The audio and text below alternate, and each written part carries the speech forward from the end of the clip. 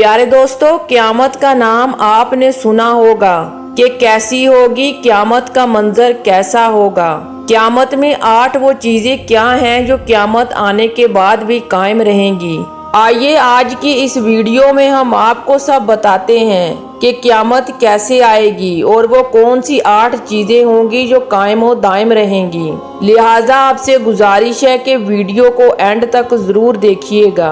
अल्लाह ताला की बारगाह में 4 मुकर्रब और बड़े फरिश्ते हैं जिनके नाम इसराफील अलैहिस्सलाम, जिब्राईल अलैहिस्सलाम, मिकाईल अलैहिस्सलाम और इज़राईल अलैहिस्सलाम हैं कि जिन्हें रूसल मलाइका भी कहा जाता है। रवायात के मुताबिक अल्लाह ताला ने इसराफील, जिब्राईल और मिकाईल अलैहिस्सलाम को एक तस्बीह से अलग फरमाया। इसराफील और जिब्राईल अलैहिस्सलाम सब मखलूक से ज्यादा अल्लाह ताला के करीब हैं। उनके और अल्लाह ताला के दरमियान सिर्फ 4 पर्दे का फासला है, जबकि बाकी तमाम मखलूक और अल्लाह ताला के दरमियान 70,000 पर्दों का फासला है।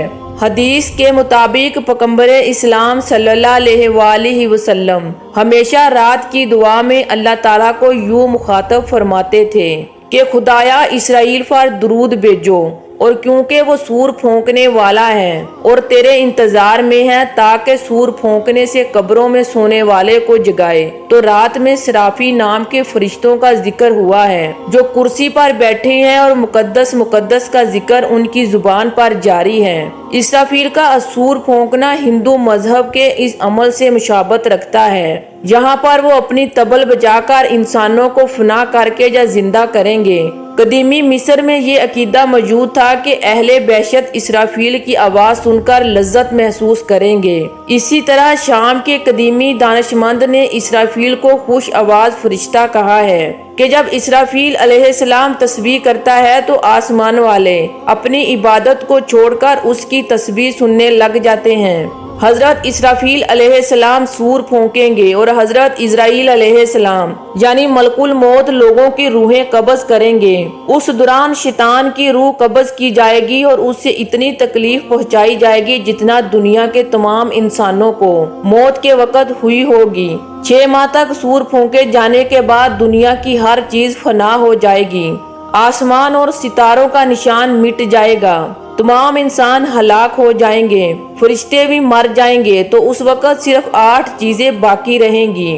उन 8 चीजों में पहले अल्लाह ताला का अर्श, दूसरा अल्लाह ताला की कुर्सी, तीसरा लौह, चौथा कलम, 5वीं जन्नत, 6ठी दोज़ख, 7वीं सूर और 8वीं चीज जो बाकी बचेगी वो रूहें होंगी। बाज उलमा कराम के नजदीक की 8वीं चीजें भी कुछ देर के लिए मदम हो जाएंगी और सिर्फ अल्लाह की जात बाकी रहेगी। उस वक्त जब अल्लाह ताला की जात के सिवा कोई बाकी नहीं रहेगा तो अल्लाह ताला फरमाएगा कि कहाँ है हुकूमतों के दावेदार और बादशाह, किसके लिए आज की सल्तनत है। फिर अल्लाह ताला खुद इरशाद फरमाएगा कि तमाम सल्तनत खुदाए कहार के लिए है। उसके बाद एक वक्त तक सिर्फ अल्लाह की जात ही मौजूद रहेगी। उसके बाद एक मुद्दत के बाद अल्लाह ताला खुद ही तमाम चीजों को दोबारा पैदा करेगा। उस दौरान कितना अरसा होगा ये अल्लाह के सिवा कोई नहीं जानता। जमीन उस वक्त ऐसी होगी कि उसमें इमारतों, दरख्तों, पहाड़ों और समुद्रों वगैरह का निशान तक नहीं रहेगा। उसके बाद जिस जिस मुकाम से लोगों को अल्लाह ताला चाहेगा वहीं से उनको दोबारा जिंदा करेगा। इंसानों को दोबारा जिंदा करने का तरीका ये होगा कि पहले उनकी रीढ़ की हड्डियों को जिंदा किया जाएगा और फिर उनके जिस्मों के बाकी अज़ा को उससे जोड़ दिया जाएगा। जब तमाम जिस्म तैयार हो जाएंगे तो सब रूहों को सूर में रखा जाएगा। उसके बाद अल्लाह ताला एक बार फिर हजरत इसराफील अलैहिस्सलाम को हुक्म देगा कि सूर को पूरी ताकत के साथ फूंको। उस वक्त अल्लाह ताला इरशाद फरमाएगा, कसम है मेरी इज्जतो जलाल की, कोई रूह भी अपने ढांचे के अलावा कहीं नहीं जाए। अल्लाह का ये हुक्म सुनकर तमाम रूहें इसी तरह अपने जिस्मों में चली जाएंगी जिस तरह परिंदे अपने घोंसलों में चले जाते हैं। जहाँ ये वाजिया रहे कि सूर इसराफील अलैहिस्सलाम रूहों की तादाद के मुताबिक ही फूंकेंगे। जब दूसरी बार सूर फूंका जाएगा तो तमाम रूहें परिंदों की तरह निकलकर अपने जिस्मानी ढांचों में दाखिल हो जाएंगी اور سب کے سب زندہ ہو جائیں گے۔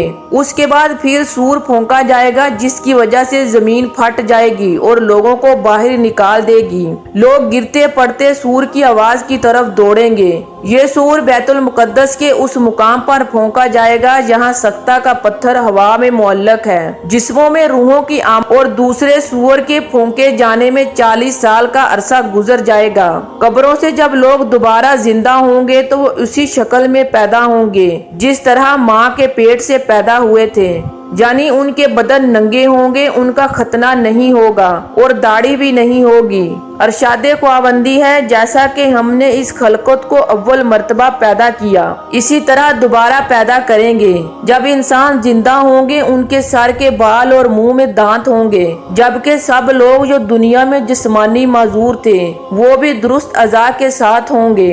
روایات میں ہے کہ سب سے پہلے زمین میں سے حضرت محمد مصطفیٰ صلی اللہ علیہ وآلہ وسلم اٹھیں گے، اس کے بعد حضرت عیسیٰ علیہ السلام، اور اس کے بعد جگہ جگہ سے انبیاء علیہ السلام اٹھیں گے، اس کے بعد شہداء اور صالحین اٹھیں گے، پھر کفار تھوڑی تھوڑی دیر بعد ایک دوسرے کے بعد برآمد ہوں گے۔ حضرت ابوبکر صدیق اور حضرت عمر بن خطاب رضی اللہ تعالی عنہ حضور پاک صلی اللہ علیہ وآلہ وسلم اور حضرت عیسیٰ علیہ السلام کے درمیان میں ہوں گے۔ قرآن پاک میں ارشاد ہے، یاد کرو وہ واقعہ جو دل دہلا کر رکھ دے گا۔ کیا ہے وہ دل دہلا دینے والا واقعہ؟ اور تمہیں کیا معلوم ہو دل دہلا دینے والا واقعہ کیا ہے؟ جس دن سارے لوگ پھیلے ہوئے پروانوں کی طرح ہو جائیں گے۔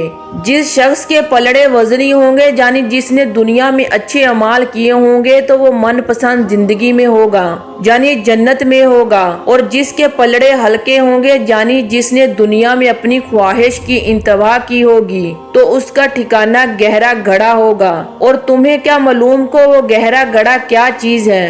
وہ دہکتی ہوئی آگ ہے جس میں اللہ کے نافرمانوں اور گناہگاروں کو ڈالا جائے گا۔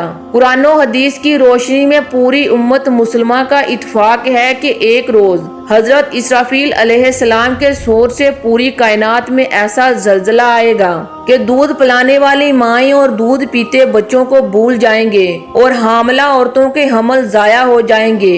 چیخو پکار اور زلزلے کی شدت بڑھتی جائے گی جس سے تمام انسان اور جانور مرنا شروع ہو جائیں گے، یہاں تک کہ کائنات میں کوئی بھی چیز زندہ نہ بچے گی۔ جیسا کہ سورۃ الرحمن میں اللہ تعالیٰ ارشاد فرماتا ہے، اس زمین میں جو کوئی ہے وہ فنا ہونے والا ہے اور صرف تمہارے پروردگار کی ذات باقی رہ جائے گی۔ اللہ تعالیٰ نے قرآن مجید میں اس دن کا بار بار ذکر فرمایا، حتیٰ کہ عیسائی اور یہودی بھی اس دن کو برحق مانتے ہیں۔ عقل کا تقاضا یہی ہے کہ دنیا کے اس عظیم نظام کو آخر کار کوئی اہم مقصد ضرور ہونا چاہیے اور اس عجیب و غریب نظام کو چلانے والا ایک بہت بڑی ذات ہونی چاہیے جس کی طاقت کا ہم اندازہ نہیں لگا سکتے، اور اس دنیا میں کیا کیا اچھی اور برے اعمال کی جزا یا سزا بھی ملنی چاہیے۔ اللہ تعالیٰ نے قرآن مجید میں مختلف انداز سے اس دن کی ہولناکی کا ذکر کیا ہے۔ چند آیات کا ترجمہ ہے، جب سورج لپیٹ دیا جائے گا اور جب ستارے ٹوٹ ٹوٹ کر گریں گے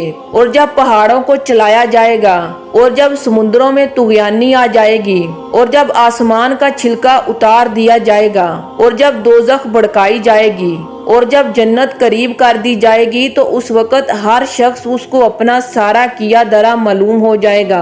اور پیارے دوستوں، ان 8 چیزوں کے علاوہ دنیا سے تمام چیزوں کا خاتمہ کر دیا جائے گا اور اللہ پاک تمام چیزوں کو ختم کرنے کے بعد ایک مرتبہ پھر ان کو دوبارہ زندہ کریں گے۔ اس کے بعد سب لوگ حشر کے میدان میں جمع ہوں گے، تمام لوگوں کا حساب کتاب کیا جائے گا۔ جس کے اعمال اچھے ہوں گے وہ جنت میں جائے گا، جس کے اعمال برے ہوں گے اسے دوزخ میں ڈال دیا جائے گا۔ پیارے دوستو، کیا ہی ہولناک منظر ہوگا۔